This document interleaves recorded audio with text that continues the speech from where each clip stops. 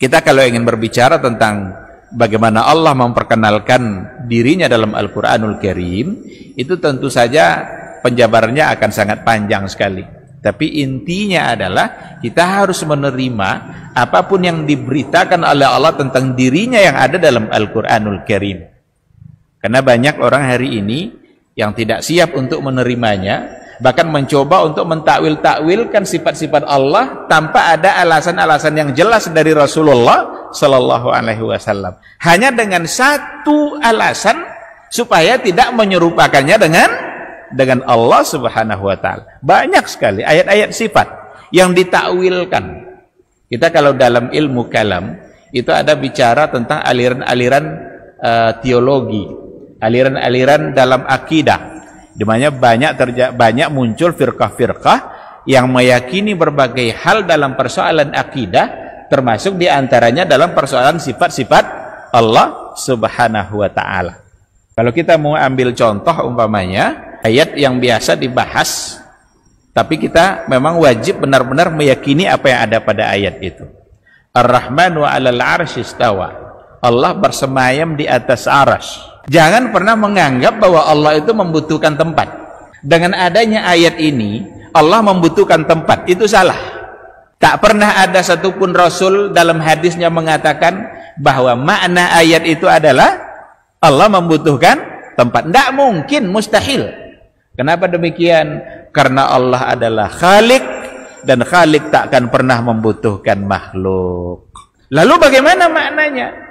Pahamilah maknanya sesuai dengan makna yang zahir yang ada pada ayat itu. Ketika dikatakan Allah bersemayam di atas arsy, tidak pernah ada penjelasan Nabi apakah dalam bentuk duduk, bersila, dan lain sebagainya. Karena ada orang yang menafsirkan seperti itu, dan itu salah. Maka kelompok mujassimah, musyabbiha, yang menyerupakan Allah dengan makhluk, ditafsirkannya bahwa Allah itu duduk bersila sebagaimana raja duduk di singgasana. Kita tidak bisa menafsirkan apapun dari ayat Al-Quran kecuali dengan dalil-dalil penafsirannya.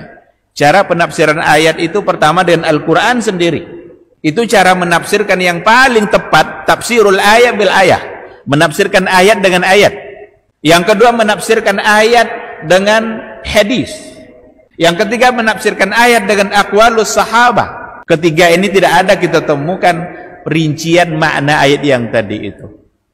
Tapi ada pula sekelompok orang yang keinginannya sebenarnya sangat bagus sekali agar tidak kita menyerupakan Allah dengan makhluk, maka ditakwilkanlah kata istawa itu dengan makna yang lain, yang juga tidak punya dalil secara sharih dari hadis dan juga dari Al-Quranul Karim. Ditakwilkannya dengan istaula. Oh, itu tidak mungkin diartikan dengan bersemayam. Itu artinya istaula. Istaula itu artinya menguasai. Kalau ditakwilkan maknanya menjadi istaula, itu sesungguhnya jauh lebih salah lagi. Karena istaula itu artinya adalah menguasai, itu artinya adalah menguasai setelah sebelumnya tidak dikuasai. Umpama Indonesia dijajah oleh Belanda, itu istaula namanya itu. Di Belanda menguasai setelah sebelumnya dia tidak menguasainya. Sekarang pertanyaannya, apakah ada saat di mana Allah tidak menguasai arsy sebelumnya, lalu Allah rebut, kemudian dia berkuasa? Kan salah jadinya maknanya kan? Maka takwil itu tidak boleh kecuali ada dalil. Karena takwil itu artinya adalah sarful kalam an ma'na zahir ila ma'nan akhar bidalil. Memalingkan makna kata dari makna zahirnya, dari makna asalnya kepada makna yang lain, tapi bidalil, dengan adanya dalil. Kalau tidak ada, jangan coba-coba ditakwilkan. Sama dengan menafsirkan hadis Rabbuna yanzilu ila sama'id dunya fi thulutsil lailil akhir. Rabb kita turun ke langit dunia di sepertiga malam. Ada yang menafsirkan, mentakwilkan itu yang turun bukanlah Rabb, tapi adalah rahmat. Pertanyaannya adalah, apakah rahmat Allah tidak turun selain di sepertiga malam terakhir? Bukankah dari pagi sampai pagi lagi rahmat Allah itu turun? Jadi ada kelompok-kelompok firqah-firqah dalam ilmu kalam, dalam persoalan akidah, yang memang kecenderungan mereka menggunakan akal dan logikanya. Sebagian ada tujuannya baik agar tidak menyerupakan Allah dengan makhluk, tetapi perlu diyakini bahwa diartikan istawa dengan bersemayam, itu bukanlah berarti kita menyerupakan Allah, karena Allah sendiri sudah mengatakan laisa kamitslihi syai'un wa huwas samiul basir. Allah tidak serupa dengan sesuatu apapun, wa huwas samiul basir, dan dia maha mendengar lagi maha melihat.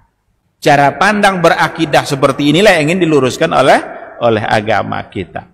Karena kalau seandainya tidak diyakini seperti tadi, maka muncul keyakinan yang salah bahwa Allah ada di mana-mana. Ini juga menghina Allah. Kalau dikatakan bahwa Allah ada di mana-mana, itu penghinaan terhadap Allah Subhanahu wa taala. Allah itu Aliyun Qadir, Aliyun Hakim, maha tinggi. Kalau dikatakan berada di mana-mana, dia tidak maha tinggi lagi jadinya. Apa arti maha tinggi? Yang paling tinggi.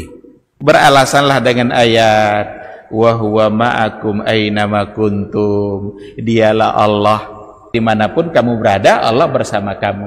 Ini cara bentuk penafsiran ayat dengan ayat. Apa makna bersama di sini? Apakah bersama di sini maksudnya adalah bersama secara zat atau bukan zat?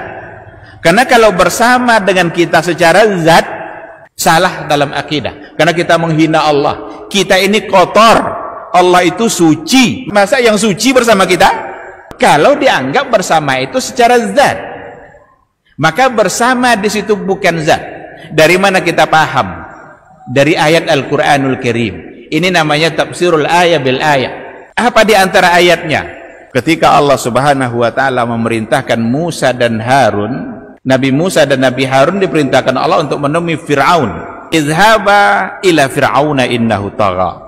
Pergilah kalian berdua menemui Fir'aun, berdakwahlah, karena Fir'aun itu sudah melampaui batas, sudah menjadi taghut dia. Lalu di bawahnya ada apa kata Allah? Inni ma'akuma, sesungguhnya saya bersama kamu berdua, asma'u wa ara, saya dengar dan saya lihat. Maka yang bersama kita itu sesungguhnya bukan zat Allah, tapi pendengaran dan penglihatan Allah Subhanahu wa ta'ala. Sehingga dimanapun kita berada, tak mungkin tertutupi dari pandangan Allah. Apapun yang kita ucapkan, berbisik-bisik pun tidak mungkin tersembunyi dari pendengarannya Allah. Maka kata inni ma'akuma asma'u wa ara, saya bersama kamu berdua. Bukankah bersama kamu kata Allah?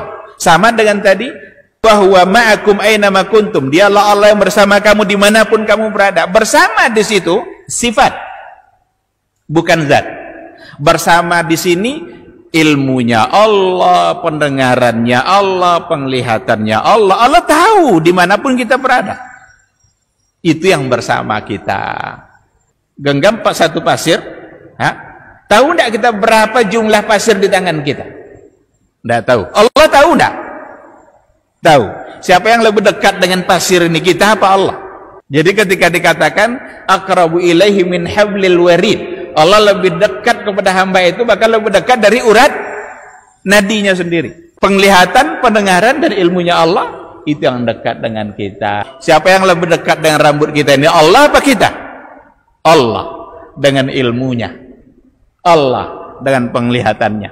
Ayat-ayat sifat yang ada dalam Al-Quran ini persoalan iman, ini persoalan keyakinan. Terimalah ayat itu, yakinilah sifat-sifat Allah itu, tapi jangan pernah menyamakan Allah dengan makhluk. Jangan pernah menyamakan, karena dia Khalik dan kita makhluk.